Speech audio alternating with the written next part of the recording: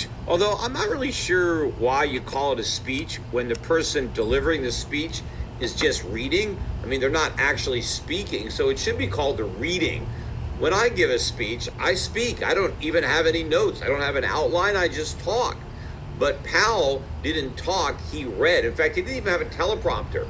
He had a stack of papers in his hand, and he barely looked up. Maybe during his 8-minute speech, he looked up a few times at the audience, but most of the time he was looking down at the papers that he was reading from. But 8 minutes is all it took to send the Dow Jones down better than 1,000 points by the close. So what did Powell say during that 8 minutes that was so bearish? Because pretty much almost immediately after Powell started to read, the market started to tank, and it fell all day, and we closed right on the lows. Now, I don't think Powell really said anything or read anything that he hadn't said before. I think maybe what spooked the markets was how succinct he was and how direct he was. And also, there was no Q&A following this reading. He just read the speech and walked out the door. So normally when Powell says stuff, you get the Q&A and there's a chance for him to backtrack and not be as hawkish. But here, it was just a quick 8-minute reading and out the door. And what he read was actually pretty harsh. Maybe it was a wake-up call for a lot of people that expected the Fed to back away from its tight monetary policy, especially since the economy is weakening. If it's not already in a recession, because a lot of people are denying that, the data is weak. In fact, we got a lot more weak data this week, earlier in the week particularly. Last week, we got some positive data, and as I said on the podcast last week, I thought that was the outlier, and it was, because this week, it was back to much worse than expected economic data. But Powell didn't seem to care about that data. What he read was how committed the Fed was to fighting inflation, and that to do so, they were prepared to go beyond neutral and to stay tight for an appropriate period of time. Powell also downplayed the better than expected inflation data from last month by saying that 1 month of lower inflation is not enough. We need a lot more evidence. When Powell read about what the Fed was going to do with their tools, Powell read that we are going to use the tools forcefully, right? We're not going to be gentle with these tools. We are going to be forceful. And he said that fighting inflation is going to require a sustained period of below trend growth and softening in the labor markets. But I think in particular, Powell referred to pain.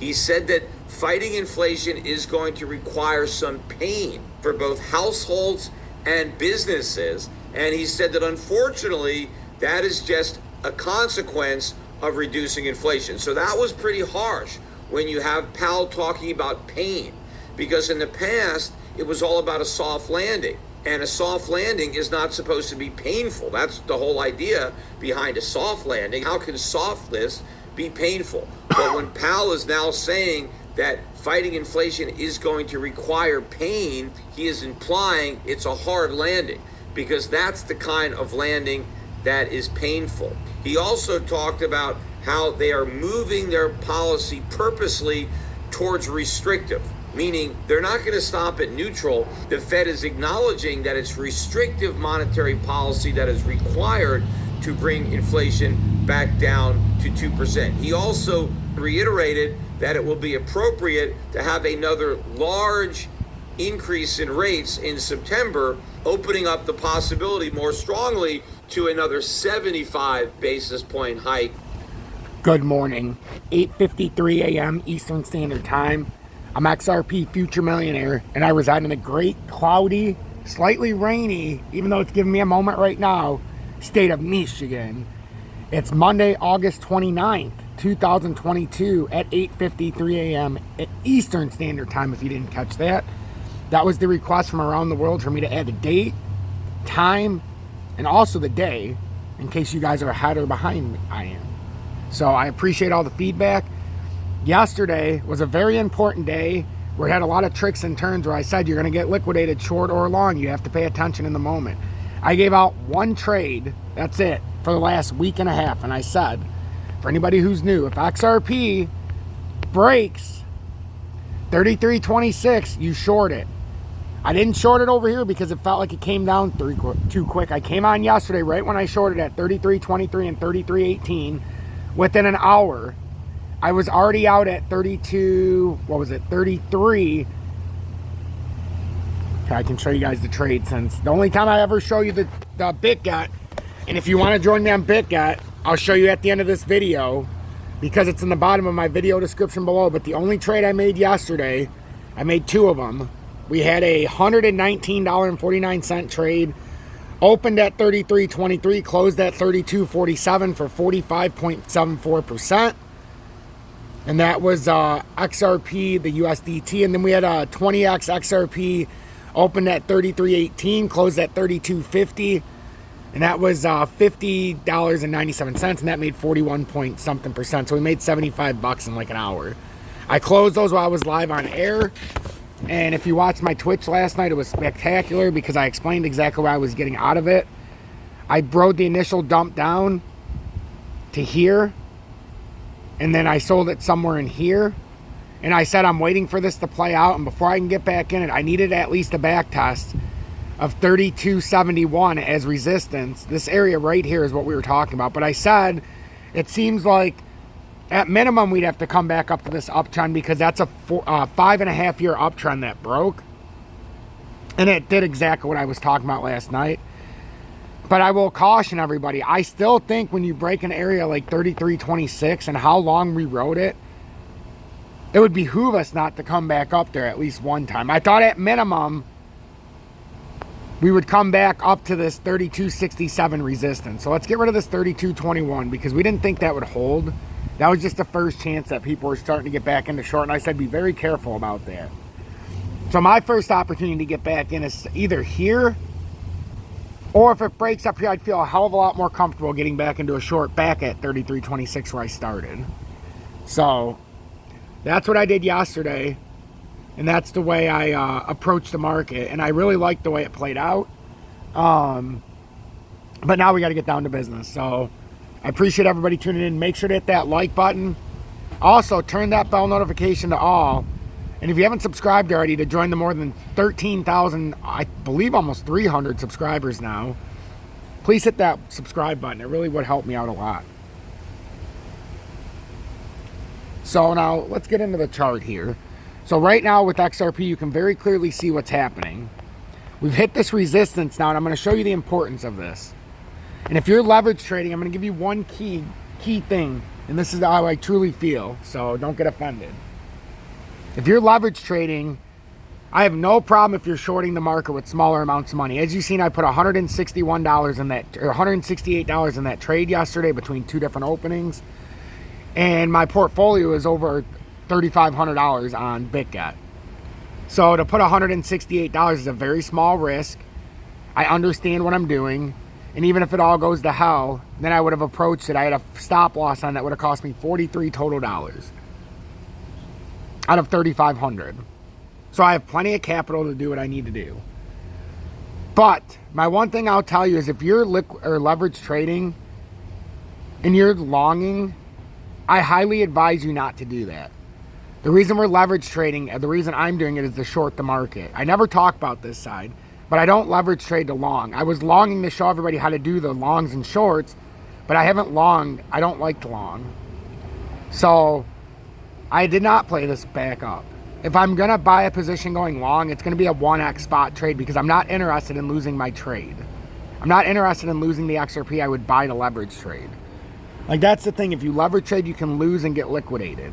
Even if you're on a 2x. And I use this example all the time. Even on a 2x.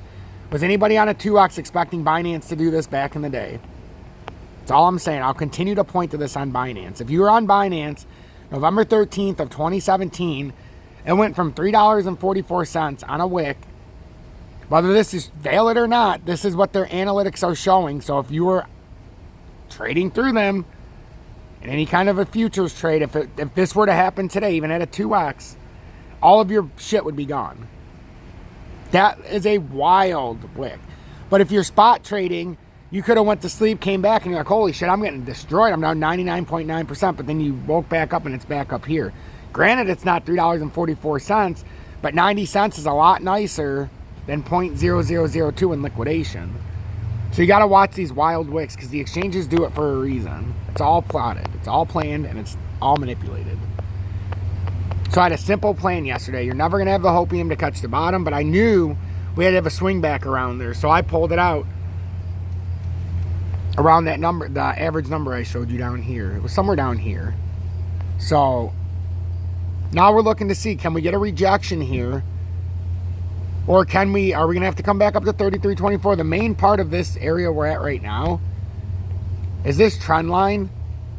And it was crazy when I showed everybody in my Twitch live. I don't think most people understood. But look how far back this pattern goes if you just play this out. This part of the pattern started way back here on May 22nd, 2017. The only way to extend this pattern farther back is to go all the way back to July 14th. So once we break this uptrend, the next true uptrend is this one I've been talking about for a very long time. We have a lot of supports that we could bounce around on. But right now we're in a cusp here. We're on this ascending triangle. And if we break down this uptrend, which we finally broke it yesterday for the first time in almost 5.5 years. That's why I said on my live that, and I think I played the clip, that I would behoove us not to at least come back to here because that's a 5-year trend line. But would I be surprised if it pulled way back up to 33.26 where it was having all those issues? Absolutely not. Absolutely not. But the first target's been hit at 32.70. The other thing I said that we had to watch was it would be confluency, that the DXY had to come back from 119.17 back down to the uptrending, the ascending triangle that it broke out of. Look what happened with this. Because we never got a proper retest. So the first area, we came up here. We came way higher than I thought, though. Well, I mean, not way higher, but when we were at 119.17, I said that it eventually, once it topped out, it would have to reverse and test this uptrending resistance breakout as support for the first time. So we're going to see if the DXY holds the 200 day, because this could be your first stopping point. If the DXY holds the 200 here, crypto would reverse back down right now. But if the DXY comes back to what I suspect, maybe even 107.82, or we finally get a true uptrending retest right here, which we haven't technically got yet, at 107.37. If it comes down to 107.37, that means crypto and XRP is coming back up to retest the 33.26 drop point at minimum. If the DXY is done moving up or done retracing and it holds the 4-hour time frame on the 200-day, we've hit our max and we're going to continue down. So it's all coming down. I'm not even paying attention to Bitcoin right now. I'm paying attention to the DXY. Right now, to me, this looks like a bull flag and it looks like it's going to continue up. But obviously, I'm not a financial advisor. Should you take my advice? I would suspect not. Voila, Tom. You know, it offended me that I had to show up on Twitch when you weren't paying attention. Oh my God, Bob, what are you doing? Voila, Tom, it's been a long time and you never even talk about me anymore. Bob, it's you have the ability to come on here whenever you want. Voila, Tom, that's bullshit and you know it. Excuse me, Bob? Voila, if I wanted to come on here every time, I would open the show. I would start out, welcome everybody. Bob, we're not going down this road today. What is it? Voila, Tom, I'm getting a lot of fluff on YouTube. And I was thinking about buying positions, and I might have bought a position on accident. And now I'm down like 25% on that position. Bob, I told you, don't buy positions. We're not at the bottom yet, and we're just doing this up and down volatility. Voila, Tom, it's hard not to buy. We're down 80%. Yes, Bob, understandably, but how much did you buy? Voila, Tom, I'm not going to discuss that, and I actually have to go. Bob. All right, Bob, well, we'll continue this later. See, always comes up at weird times, only to tell me when he's fucked up. But that's okay. We'll get Bob back on the right track. So the resistance to pay attention to is the 32.68. That's the resistance. If we break that and this 200-day holds right here on the 30-day at 32, or at the 5-minute especially would be good, but at the 30-day, I mean on the 30-minute, we're just trying to hold the 20-day at 32.31. But watch this 5-minute. If we could hold the 5-minute support here, this is a great area to hold. But we're trying to see if we can break this resistance at 32.67, which was the 5.5-year trend line, or if that's finally going to hold as resistance, or if the DXY comes down more past the 200-day and comes back to the ascending triangle breakout, then that would bring crypto back up in XRP to 33.26. So that's all you're watching today. I'm keeping it simple. DXY on the 30-minute, do we hold the 200-day, or on the 4-hour time frame, are we going to have to come all the way back down, and we're going to break this 20-day, which is confluent right now with the 200-day. If we do that, we're likely coming all the way back down to this ascending triangle breakdown, which gives the catalyst for XRP and crypto to bounce back up. But if we hold this 20-day right now, or the 200-day right now in the DXY in the 30-minute time frame, it's over. And we're going to bounce back up, and then we're going to make that move up to 110 spot 441. I still think it's possible we come down here to 107 spot 374 to prove our allegiance to this uptrending ascending triangle breakdown. But we'll see. Sometimes what ends up happening is you finally hit this support and hold it, then you come down, and then you retest the short-term 200-day, because that's where a lot of the sellers are stacked, the technical sellers. And then if it holds it, then it'll come up to that next support level as a resistance. So pay attention to what I'm saying. This was a jam-packed update. Also, if you want to join me on BITGET, I'll show you right now. So if you want to trade like me, click this little arrow below the video description. Unless you're on mobile, it'll be popped up already. If you're on desktop or a tablet, click that down arrow. And then first and foremost, join Tom's Army and pay it forward for $9.99 a month. This is how I make the bulk of my living. It's on the shoulders and it's on the weight of everybody in Tom's Army who pays the $9.99 a month. I don't charge for classes. I don't charge for any kind of info. I don't make you pay for anything. I put it all out here for each and every one of you to learn. And I do that on the mentality of pay it forward, which means you've learned enough, you've made enough, or you've saved enough, and you'll pay the simple $9.99 a month. It's less than 10 bucks. And that assures that I can make a living doing this and I don't have to go out and work a separate job. Even though I do trade, you still need a side hustle, you know, where a permanent paycheck's coming in, because there's a lot of volatility in the market. And that's what Tom's Army allows me to do. We have 215 members currently. I would appreciate the support. I put in so much work. I think it would make your guys' head explode if you even realize what I do.